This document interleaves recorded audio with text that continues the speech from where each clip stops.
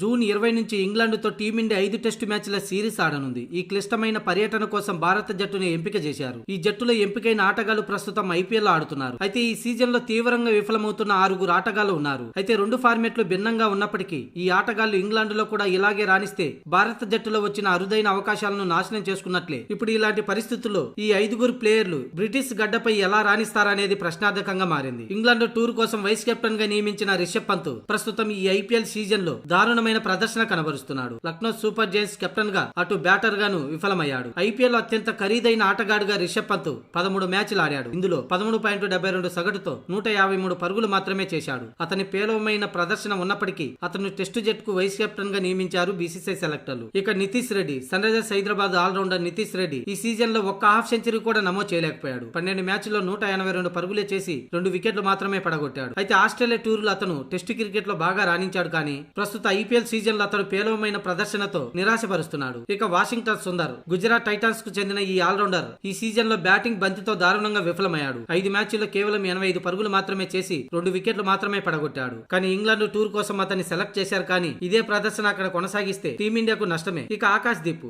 Lucknow super Giants fast bowler Akash Deep ఈ season లో 6 మ్యాచ్ల్లో కేవలం 3 వికెట్లు మాత్రమే తీశాడు. గాయం తర్వాత అతను ఐపీఎల్ లో తిరిగి వచ్చాడు. కానీ అతని ప్రదర్శన చాలా నిరాశపరుస్తుంది. ఇప్పటి వరకు టెస్టులో 7 మ్యాచ్ల్లో 15 వికెట్లు పడగొట్టాడు. కానీ ప్రస్తుతం ఐపీఎల్ సీజన్ లో అతను దారుణంగా విఫలమవుతున్నాడు. ఇక శార్దుల్ ఠాగూర్, ఇంగ్లాండ్ తో 5 టెస్టుల సిరీస్ కోసం టీమిండియాకు ఎంపికైన శార్దుల్ ఠాగూర్ ప్రస్తుతం Lucknow super Giants fast bowler గా అంతంత మాత్రంగానే రాణిస్తున్నాడు. ఈ సీజన్ లో 10 మ్యాచ్ల్లో 13 వికెట్లు పడగొట్టాడు. అలాగే బ్యాట్ తో పెద్దగా రాణించలేకపోతున్నాడు. ఇలాంటి సమయంలో శార్దుల్ ఠాగూర్ ఇంగ్లాండ్ లో ఎలా రాణిస్తాడనేది సందేహంగా మారింది. అయితే T20 ఫార్మాట్ టెస్ట్ ఫార్మాట్ కు తేడా ఉంది. కానీ ఒక్కొక్క సందర్భంలో ఫామ్ అనేది అన్ని ఫార్మాట్లలోనూ ఒకటేలాగే కొనసాగుతుంది. ఇప్పుడు ఐపీఎల్ లో నిరాశకంగా ప్రదర్శిస్తున్న ఆటగాళ్లు ఇంగ్లాండ్ తో జరగబోయే టెస్టుల్లో ఇలాగే కొనసాగిస్తే టీమిండియాకు చాలా నష్టం.